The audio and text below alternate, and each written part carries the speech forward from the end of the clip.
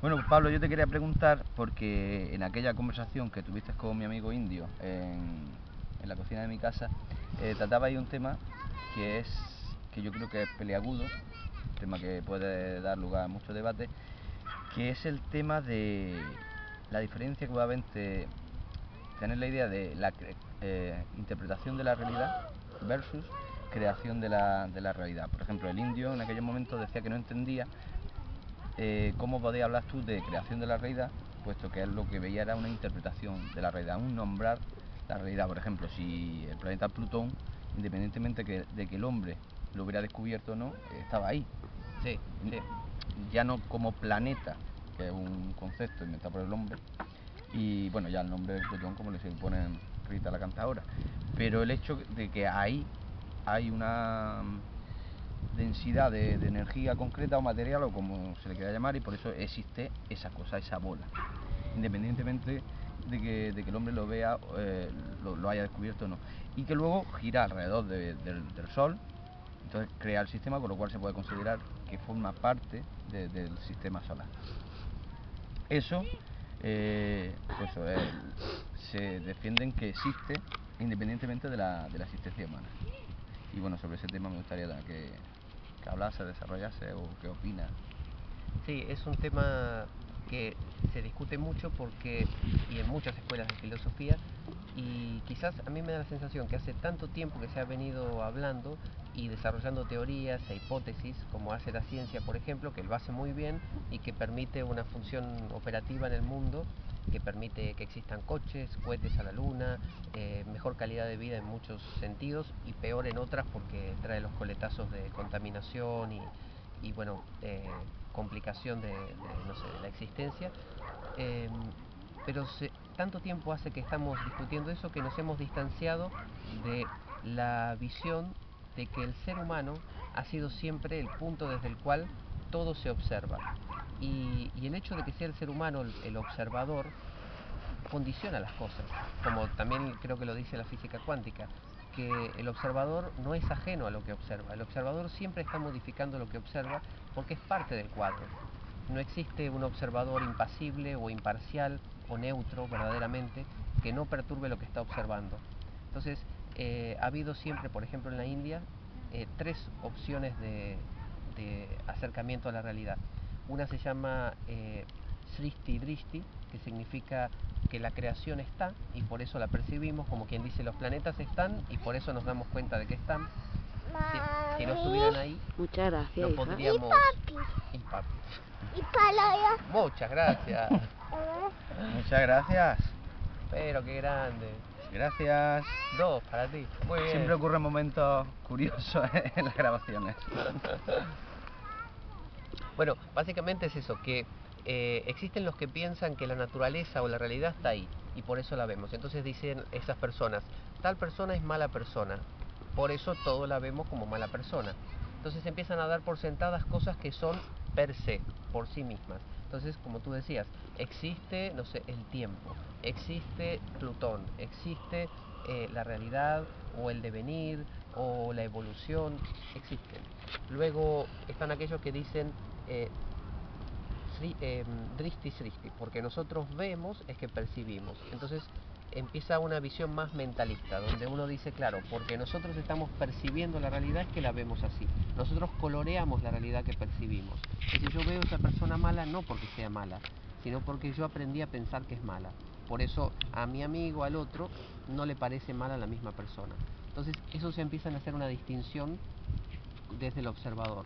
Pero siempre se olvidan que ese observador no deja de ser parte del cuadro. Entonces hay una tercera opción que es el Ajativada. Ajati quiere decir sin yata, sin nacimiento.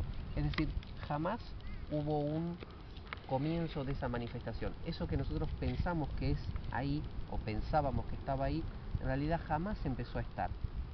Es todo una simple emergencia, algo que emerge de la convergencia, de la simultaneidad de ese fenómeno que llamamos el perceptor y lo percibido. Son una sola cosa que hacen emerger como una especie de movimiento, de fenómeno que da la sensación que existe el árbol, da la sensación que existe la persona y lo tomamos como real. Por eso existen las visiones completamente espiritualistas que dicen que, por ejemplo, postulan una realidad más allá, ¿no? Más así platónica, un mundo perfecto, un mundo ideal, donde todo es amor, paz o percepción nada más, sin perturbar a la cosa, pero se olvidan que todo es desde un punto siempre, desde un observador, que quizás no exista como tal. Después están los científicos, más del estilo así Carl Sagan, que hablan de un mundo que sí existe, ¿no? Un mundo que pese a todas las creencias y opiniones de la gente, que las tildan de supersticiosas por eso, por ejemplo a los New Agers o a los espiritualistas o hippies los tildan de blandos, de demasiado superficiales, de creyentes gratuitos, afirman que sí, que existe la energía, que existen los átomos finalmente, que existe, no sé, los electrones y los cuantas y los qualias y todas esas cosas. Sin embargo, nos olvidamos que todo eso existe si, solo si hay un perceptor percibiendo. Si no inventamos la idea de un perceptor percibiendo, no existen. Entonces alguien diría, sí, existen igual. Un Carl Sagan diría, no, así no exista la raza humana en la Tierra, ni los perros, ni los gatos, ni ningún animal, nadie que lo esté percibiendo, igual existiría algo. Bueno, la pregunta es, ¿cómo lo sabes? Y no hay forma de probarlo, a menos que se haga una traspolación. Es decir, se imagina que uno seguiría estando ahí, en un mundo donde uno no está. Entonces, ¿no termina siendo eso una creencia, tal como los New Agers que postulan un mundo platónico? O sea, a veces los polos se tocan. Los polos, pensamos en la vida como lineal, pero quizá la vida es circular, y los polos se acaban tocando. El creyente platónico en el mundo amoroso y perfecto. Toma. Muchas gracias. Este es el mundo amoroso platónico perfecto al que se Muchas refería gracias. Pablo. Y el mundo científico, que pretende una asepsia especial y un no opinar, no involucrar las opiniones personales, olvida que también son opiniones personales. La ciencia es una opinión. Lo que se creía en épocas anteriores a Copérnico y Galileo eran científicas para esa época y eran creencias, como que la Tierra era plana. Luego se empezó a creer que la Tierra era redonda, luego se empezó a creer que, no sé, en el Big Bang o en teorías, y son simplemente eso, postulados, pero postulados de un individuo. Eso es lo que olvidamos siempre. Siempre es el individuo el que percibe, y no existe el individuo percibiendo. Hay una emergencia simultánea de toda la realidad, y nosotros simplemente la perspectivizamos. Hacemos una perspectiva situada en yo, y yo percibo todo, y desde mi punto de vista, claro que parece así. Y puedo decir cosas como la de los científicos astrónomos o explicar cómo vino el mundo a la existencia, que al principio se creó el tiempo, pero esta idea de al principio, de tiempo, es todo desde un punto de vista del individuo. Por eso la Yativada es esa visión que dice, no, no hubo ningún comienzo de nada.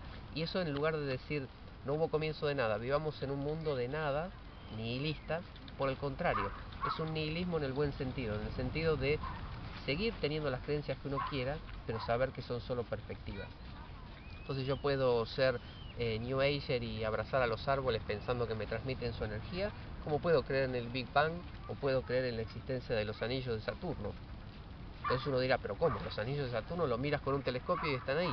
Sí, pero lo mira mi ojo, que registra cierto rango de luz, que se pierde el ultravioleta y el infrarrojo, y configura esa realidad. Si lo viera una mosca, ve otra cosa. Entonces no existe el mundo humano y nada más. Existen muchos mundos posibles, y todos ellos tan reales como cualquier otro, y tan irreales entonces como cualquier otro. Con lo cual, la ciencia muchas veces intenta escapar del punto de vista antropomórfico, sin embargo, se estrella totalmente contra ese punto de vista. Es el que tiene, aunque presuma, entre comillas, de ser el que no lo tiene. Claro. Pienso que no podemos despegarnos nunca de esa visión antropomórfica, porque sobre todo en nuestro mundo occidental post tipográfico, post imprenta, donde apareció la idea del texto, la letra que separa, y ahora está. ¿María se llama esa flor? ¿Esta es más amarilla que esta? Ah, que es amarilla. A ver. Nada más de otra. La roto, sí. Ah, no importa, se rompió.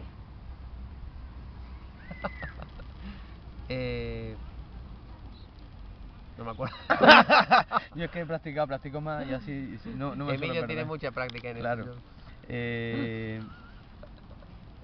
Nos Decía recortamos. así sobre el tema este que te decía yo de que bien, de que no, sí, que tú decías que no se puede escapar desde el punto de vista del que... Sí, Giordano Bruno, este cristiano que fue quemado en la hoguera por tener ideas un poco diferentes a las que había en ese momento, decía que si ningún lugar es el centro, porque el universo no tiene centro, realmente, aunque nosotros lo inventemos y digamos desde mi perspectiva humana, yo percibo las cosas y creo hipótesis, pero si no hay un verdadero punto central, no hay un ombligo, todos los lugares son el centro. Y si todos los lugares, como en el holograma, todos los lugares son el centro, cualquier cosa puede ser real. Desde esa perspectiva, es válida en sí misma. Aunque en el supuesto todo acaba siendo solo eso, una perspectiva.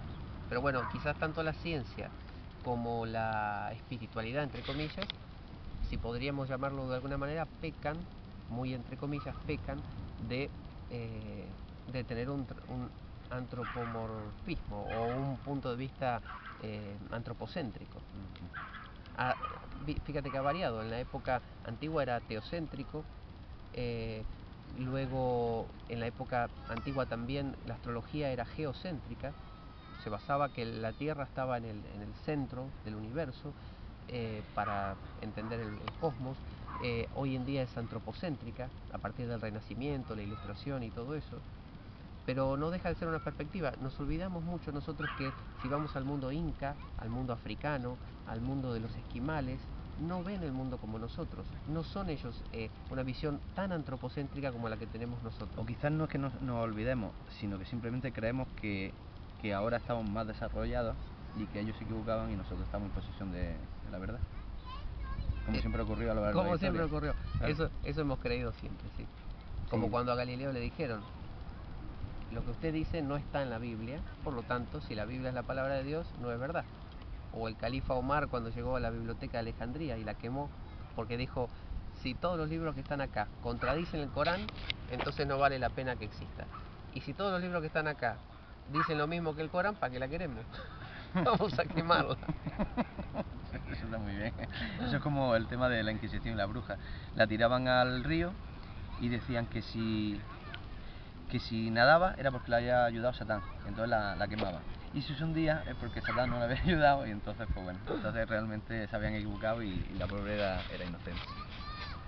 O sea que no, de cualquiera de las formas... Estaban cubiertos por todas partes. Bueno, pues eso es todo, nos vamos a ir a comer, que ya pica el hambre y ya podéis ver qué sitio más paradisíaco hay en estos lares, y igual que hay en todos los sitios tienen sus sitios bonitos y sus sitios feos. Nuestro sitio, lugar de trabajo, es un sitio feo. ¿Cómo feo?